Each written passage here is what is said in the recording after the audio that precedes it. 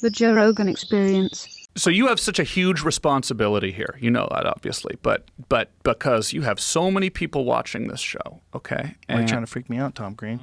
You're responsible. It's all you're responsible. You're responsible for me doing this. How about that? It's ultimately you. I'm like your kid. Yeah, you know, Patrice used to say that about comedians that like imitated him. They're my babies. Patrice used to say like David Tell's got a lot of babies out there because there's a lot of people imitating David Tell. But you have a lot of babies, and I'm one of your babies. How about that? That's very nice of you to say. That's hilarious. I'm the baby of you and Opie and Anthony and Howard Stern. Well, you know, listen, Howard Stern and Opie and Anthony got together in a gangbang with Terrence McKenna. I'm all your babies.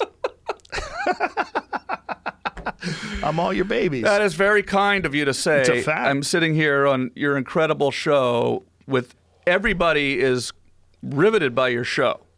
And when you say something, it matters, which is different than when you do a show on your, you know, I do a podcast now, you know, I got a few people listening, but it's not like, it doesn't matter, right? That's a responsibility. So it's a responsibility of the people listening. But when you say something here, it will affect the entire society. You have people now who don't believe in the stay-home order. They're out well, they should. They should until the actual scientific experts tell them that they should go out. But here's the thing. Right.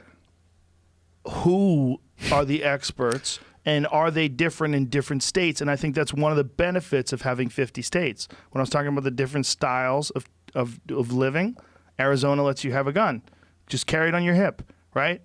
You can't do that in San Francisco, right? There's different styles of living. Let's find out what different styles are the right way to reopen the world. We know the world's got to be reopened. Okay, we're not going to just stay in our house forever. We're going to run out of food. Right. We have to do things. Right. So do we have to do things after the vaccination, and can our society survive that? Do you know how many people are committing suicide right now?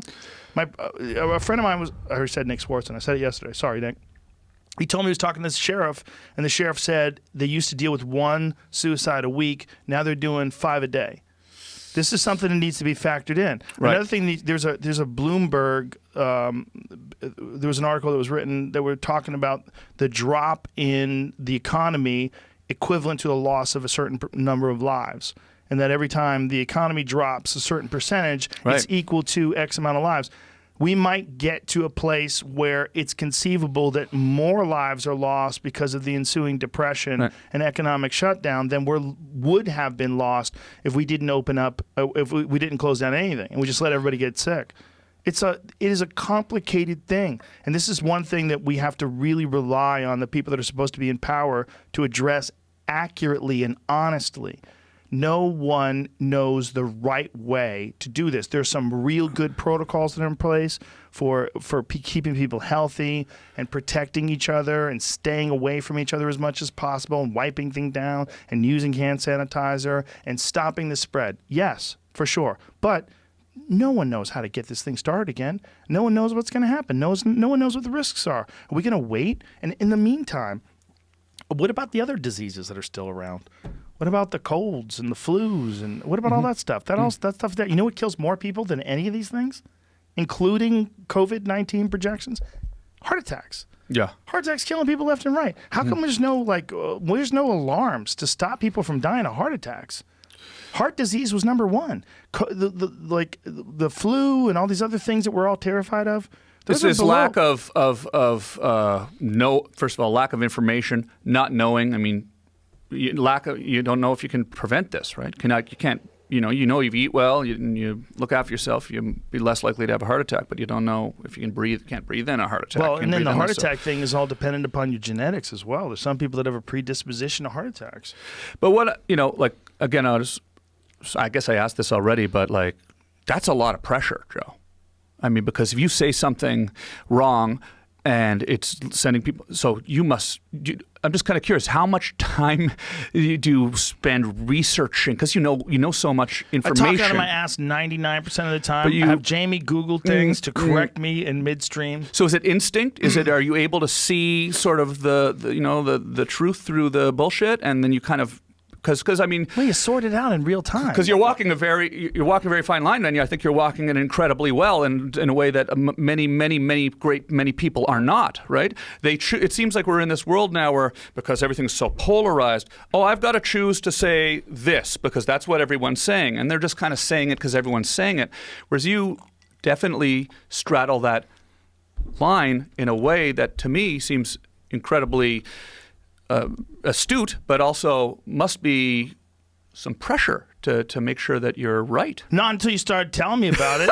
Now I'm thinking about it, freaking out, Tom Green. Well, because you could easily be I here see and what you're saying, doing. "Hey, you should. This is bullshit." I told him he was my daddy, and now he's being like. Give me a little tap of that. There you go. Cover that. I'm just trying to. Now he's basically giving me the hard conversation. No. Are you gonna spray down the bottle? Do you want me to pour it for you? I'll pour it. Don't touch it. Yeah. Okay. Yeah. That'd be good.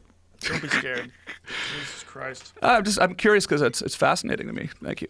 How do I do it? Yeah, how do you make those determinations? Because a lot of people have made mistakes, right? Yeah, now, a I make lot of mistakes too, commentators have made mistakes who have said things. I make mistakes too. If you're doing 1,500 whatever the fuck shows plus fight companions and shit, I don't know. JRE MMA shows is another 50 of those at least, right? 100? Jesus. We're living in a world now where you make one mistake, and they take that clip and they put it out there. They've already done that. That's okay. Go ahead. Keep going. Do it again. It's this like the vast number of interactions that most people have with each other are positive, right? Mm-hmm. Otherwise the world would be a war zone. Most of the time you're dealing with people like, hey, how you doing? Hey, what's up? Hey, this. This is the same thing with podcasts. The vast majority of the stuff that you do is going to be good. There's going to be moments where some guy, you were taking a left turn and he honked at you and you said, fuck you. And he said, no, fuck you. And like, that guy's got a bad opinion of you. You got a bad opinion of him. That's going to happen too. Well, that's the same in podcasts. There's going to be these moments where things just fall apart or go off the rails. It's got to accept it. It is what it is. And how do you decide to not, and I don't feel like you do have an agenda to change things in any sort of premeditated direction. You're trying to be honest. People don't want because everyone has an agenda, right? You say this about Nancy Pelosi, or you say this about whoever on right, left. They got an agenda. I can't say this, even though I believe it, because that's not going to work with the narrative, right? That seems crazy. I don't have an agenda. Yeah. No, I can tell. You just want to be real. Well, I just want to be able to talk to friends about stuff that's actually happening. That's it. Yeah. But if you have the agenda, like if I have an agenda at all, is I want people to do better, me included. I mean, there's one of the things that I like to do. Is that possible at this point? Sure, for sure. For you to do better? Everything, really? With stand up, with archery. Yeah, I get better at playing pool the more I practice. Okay, yeah. Maybe get better at pool. Maybe doing like Muay Thai, doing martial arts, or like the more you do it, the more you think about how you're doing it, and the more you realize like, there's like a lot of stuff I could learn here. That's what I want people to do. I want people to find things and try to get better at them. Doesn't mean try to be the best. Doesn't mean be obsessed with it. But there's something that you get out of trying to be better.